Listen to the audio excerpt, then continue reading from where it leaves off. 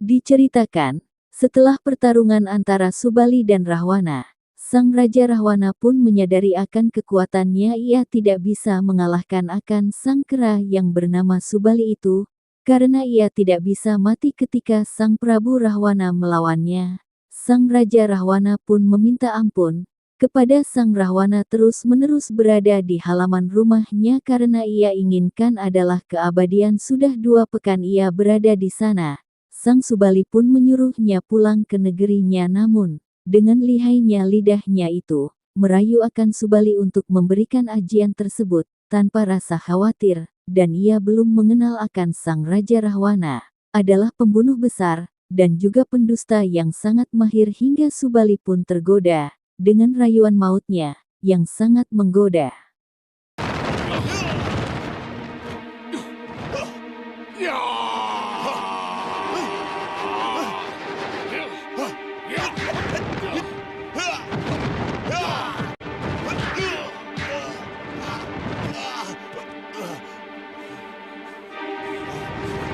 Ayo bangun, Rahwana.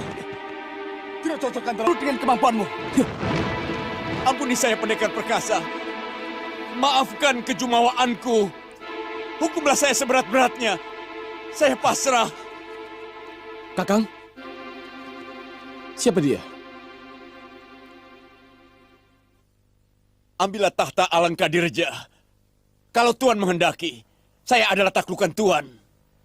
Bangunlah, Rahwana. Tidak pantas Maharaja dari negeri besar bersujud seperti itu. Aku memaafkanmu. Kalau benar-benar kamu menyadari kesalahanmu.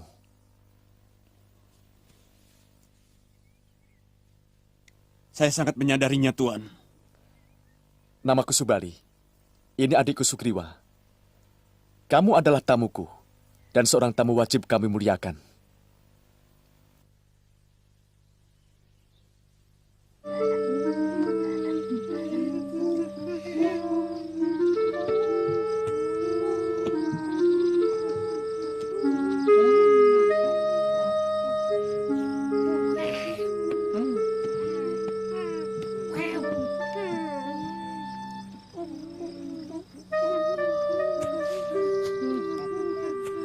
Rahwana, pulanglah ke negerimu.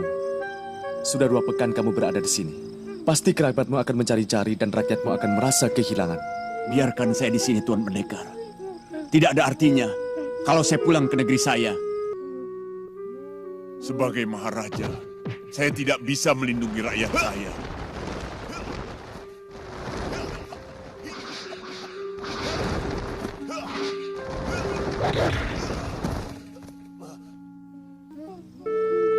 Kecuali kalau Tuan Pendekar bersedia mewajangkan ilmu Pancasona kepada saya. Tidak bisa, Rahwana. Ilmu ini tidak bisa sembarangan diwejangkan kepada orang lain. Dewata akan mengutuk saya kalau ilmu itu digunakan untuk kejahatan. Apakah melindungi rakyat sebuah kejahatan? Tentu tidak. Saya hanya ingin melindungi rakyat saya dari gangguan negeri lain yang iri atas kemakmuran Alangkadirja. Dan sebenarnya saya melanglang buana untuk maksud itu.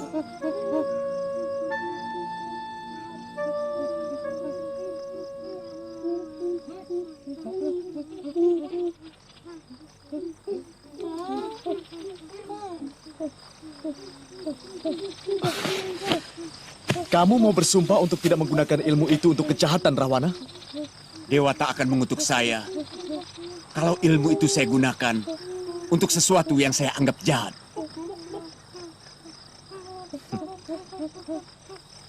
Heningkan pikiranmu dan kosongkan segenap nafsumu. Aku akan menyalurkan aji Pancasona ke dalam tubuhmu.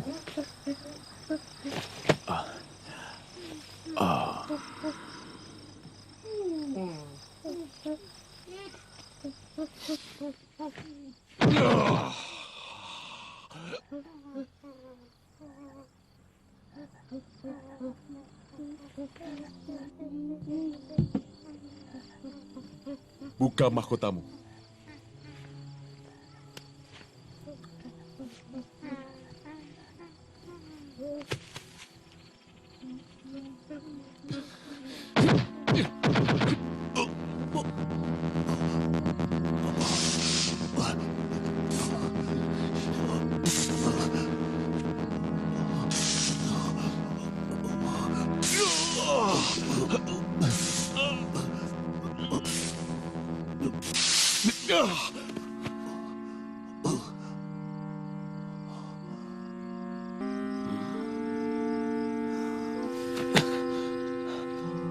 Kakang memberikan ajian Pancasona.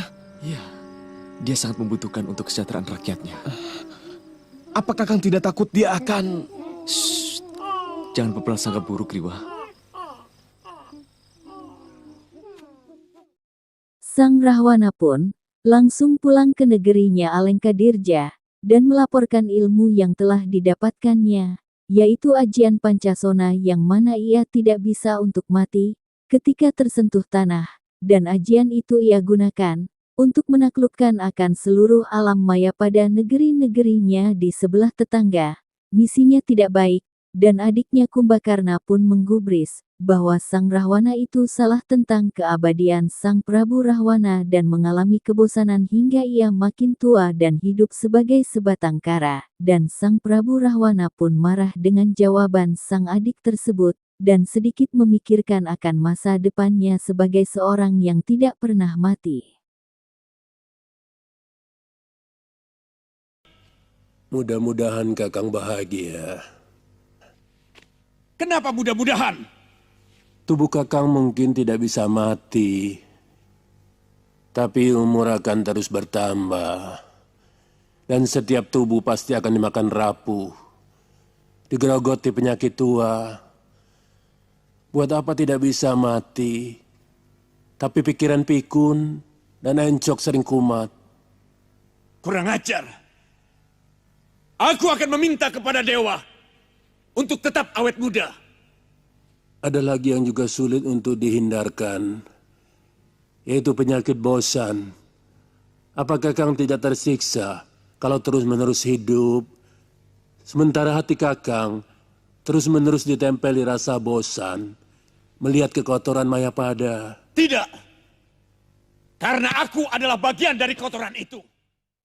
Akan tetapi Sang Prabu Rahwana tidak mendengarkan akan perkataan adiknya, yang seharusnya ilmu itu untuk kebaikan namun digunakannya untuk kejahatan. Sang Prabu Rahwana menjajah akan negeri-negeri tetangga, hingga negeri yang dihancurkan mereka, mengungsi ke kerajaan yang bernama Mayaspati, yang dipimpin oleh Sang Prabu Raja Sasrabahu, yang merupakan titisan Sang Wisnu, dewa perang yang menghancurkan akan keangkara murkaan, yang mana Prabu Sasrabahu membicarakan tentang Raja Rahwana yang tidak bisa mati, dengan patihnya yang bernama Patih Suwanda, yang Rahwana itu memanglah sangat berbahaya, dan suka membunuh akan orang-orang yang ia temui. Pemimpin kalian? Hamba Gusti, kami pengungsi dari negeri Puranegari. Kami mohon perlindungan dari Gusti Prabu Harjuna Sasrabahu, karena negeri kami dulu lantakan oleh pasukan dari Alengkadirja. Sudah 4 negara yang rakyatnya mengungsi kemari dengan alasan yang sama. Ponggawa, atur seluruh pengungsi ini. Dirikan kemah di dekat rombongan pengungsi dari Baya Biasta. Saya akan menghadap Gusti Prabu. Baik, Gusti Patih. Perintahkan rombongan kalian untuk mengikuti kami. Baik, Tuan. Ayo, bawa barang-barang kalian. Cepat, ayo. Cepat. Alengkadirja sebuah negara di seberang lautan. Kalau mereka sampai meluruk negeri-negeri di sekitar Mayaspati, artinya mereka memiliki balasgara yang sangat kuat. Negeri Baya Biasta sudah menyerah, juga Pawanawan dan Kedih. Dan kalau Puranagari juga sampai takluk, bukan tidak mungkin mereka akan kembali menyerbu kemari. Hamba akan siapkan penjagaan seluruh daerah perbatasan, Gusti. Rupanya Maharaja yang bernama Rahwana itu menginginkan seluruh Mayapada ada dalam genggaman tangannya. Saya dengar dia terkenal sangat sakti. Menurut Betara Narada, Rahwana tidak bisa mati, seperti pamanmu, Rama Bergawa. Kalau diizinkan, hamba ingin menghadapinya di medan laga, Gusti Prabu. Hamba ingin menjajal kesaktiannya. Mungkinkah dia Raja Angkara Murka yang harus kumusnahkan? Seperti yang diwangsitkan Dewata kepadaku. Bahwa seluruh pengungsi negeri yang kita taklukkan berkumpul di Mayaspati. Maka besok pagi kita kerahkan seluruh pasukan kita ke sana.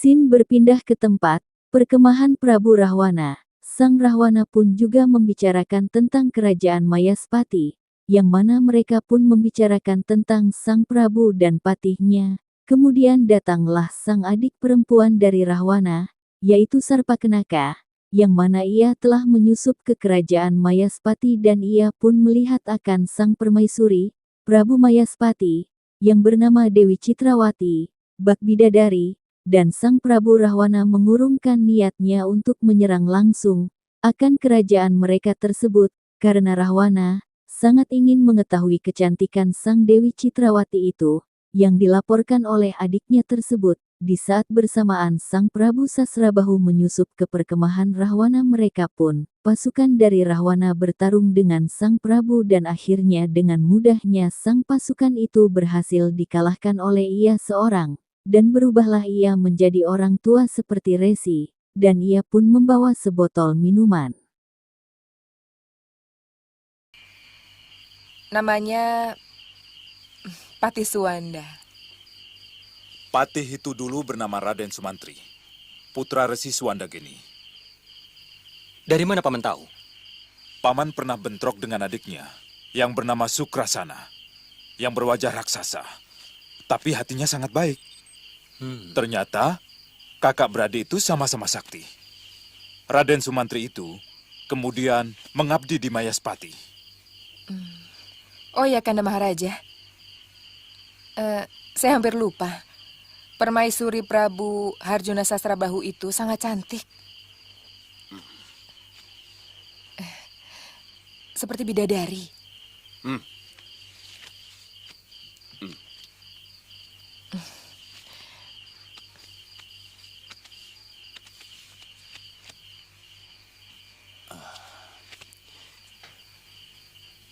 Kamu tidak bohong, adikku Cah Ayu Sarpakenaka?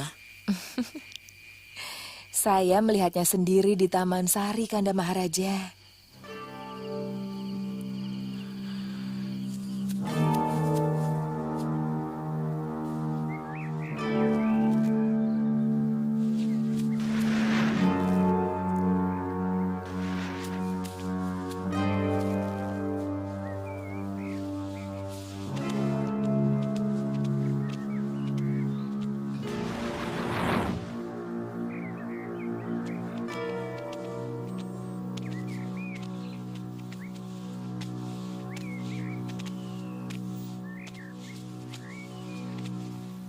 Apa Kanda Prabu tidak bisa mencegah perang di negeri kita?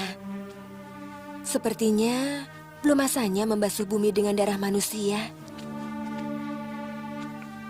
Aku akan mencoba menghalangi Rahwana dengan caraku.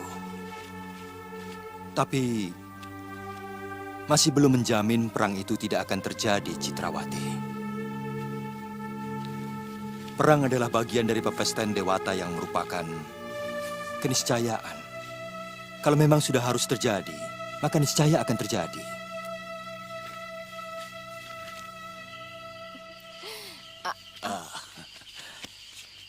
Aku akan mencoba menyusup ke sana.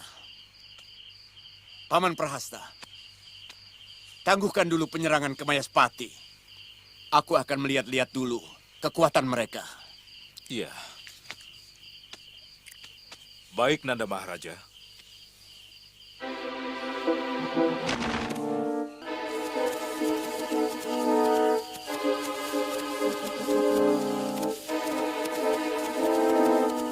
Hei, berhenti. Siapa kamu? Kamu pasti mata-mata Mayaspati.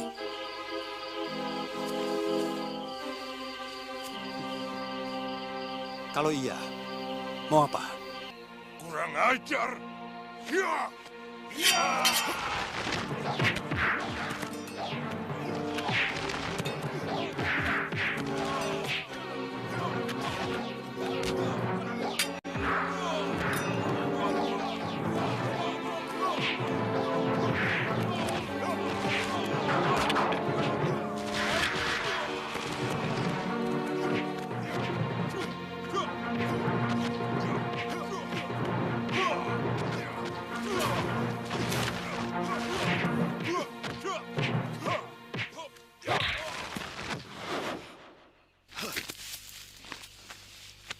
Wibisana.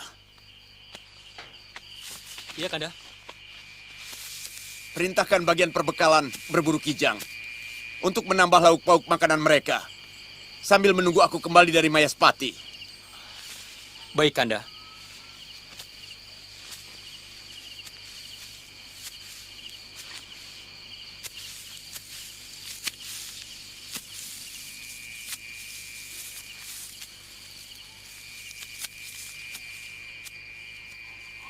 Hei, siapa kamu? Lancang berani memasuki kawasan perkemahanku. Pertapaan saya di bukit itu, Tuan. Saya mau mengantar Tirta ini ke Mayaspati. Buat siapa? Gusti Harjuna Sasrabahu. Dia memesan. Apa istimewanya Tirta ini? Maaf, ini rahasia, Tuan. Saya tidak berani untuk mengatakannya. Tidak ada satupun orang yang boleh menyimpan rahasia di hadapanku, orang tua. Atau kamu sudah merindukan kematian? Ampun. Sebenarnya ini bukan rahasia yang terlalu istimewa. Lepaskan saya. Sakit tangan saya. Ini Tirta Kamandano, hasil tapa berata saya. Dia bisa membuat yang meminum awet muda.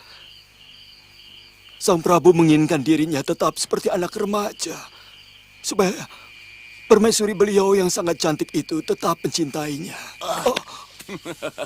Tirta ini lebih cocok untukku.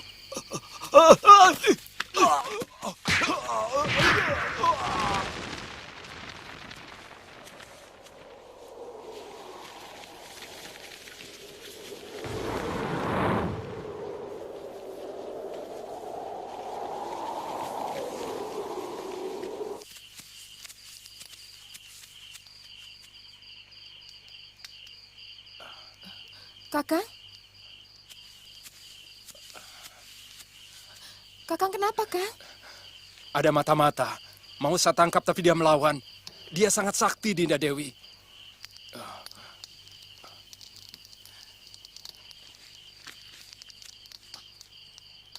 Kanda! Jangan, Kanda! Jangan, Kanda! Minggir kau, Wibisana. Ini Tirta yang kucari-cari. Aku bisa hidup abadi, layaknya para dewa. Kenapa Kanda percaya begitu saja? Dia seorang resi. Kanda, sangat mudah orang menjadi resi bila hanya berpakaian serba putih dan rambutnya yang dibiarkan memanjang. Seorang resi adalah perilaku dan olah batinnya. Bagaimana Kanda Maharaja bisa tahu kalau dia suka melakukan tapa brata atau tidak? Kurang ajar. Kenapa tidak bilang dari tadi? Kanda Maharaja tidak pernah bisa mendengarkan orang lain.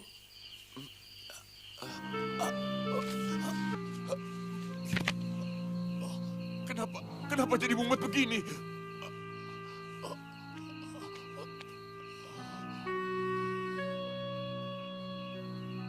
Kenapa dia di Wibisana? Saya tidak tahu, Kakang Bo. Mungkin Tirta yang diminumnya mengandung racun.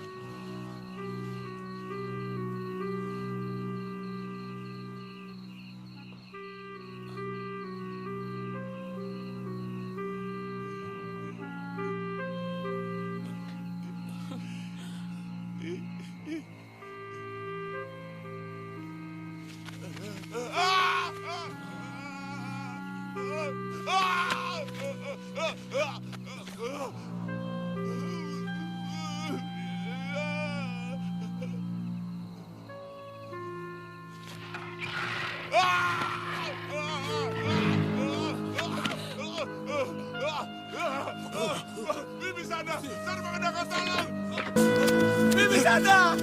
Tolong! Tolong! Gusti! Tolong Wibisana! Tolong! Wibisana! Sarwa Kedaka! Tolong! Tolong!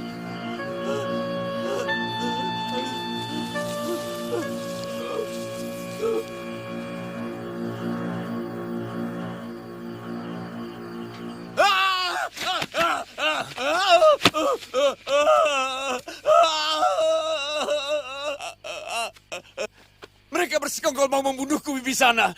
Mereka mengirimkan hewan-hewan penghuni neraka untuk menelanku.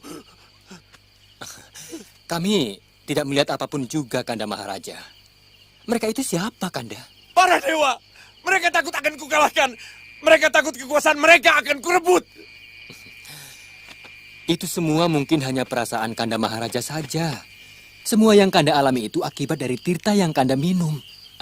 Bisa jadi tirta itu mengandung racun yang merusak pikiran Kanda. Tidak! Pasti ini perbuatan para dewa yang menyuruh Dedemit dan Gandarwo untuk membunuhku. Awas kamu dewa, akan kubalas perlakuanmu kepadaku. Bagaimana kalau kita kembali dulu ke Alengkadiraja untuk menenteramkan pikiran Nanda Maharaja? Saya rasa itu pendapat yang baik, Kanda Maharaja. Bagaimana menurut pendapatmu, Adi Wibisana? Iya, saya setuju. Tapi bagaimana mungkin kita bisa berperang kalau pimpinannya sedang menderita ketakutan seperti ini? Aku bukan takut Wibisana. Jangan sembarangan kalau bicara. Aku cuma kaget dan ngeri. Paling tidak, Kanda harus bisa menenteramkan pikiran Kanda. Baru kemudian kita kembali mengerahkan pasukan ke Mayaspati, ya? Iya. Iya. Boleh. Boleh. Siapkan pasukan. Kita kembali ke Alengkadirija.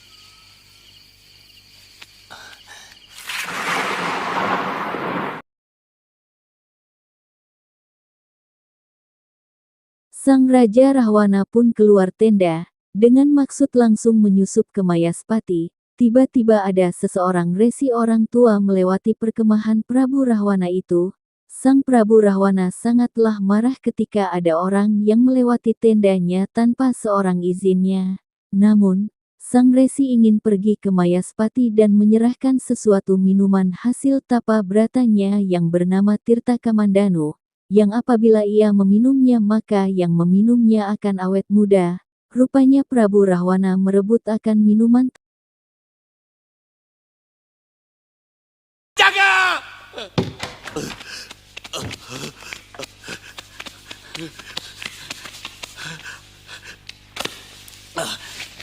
Penjarakan para resi ini dan jangan bebaskan Sang sebelum Raja penyakitku. Sasrabahu pun juga membicarakan akan masa depan dari negeri mereka karena Sang Rahwana sedang sakit.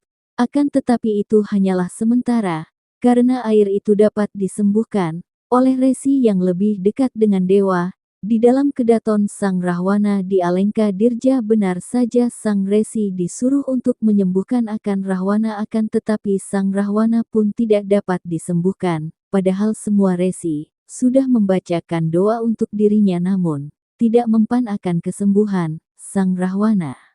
Perasaanku. Penjaga!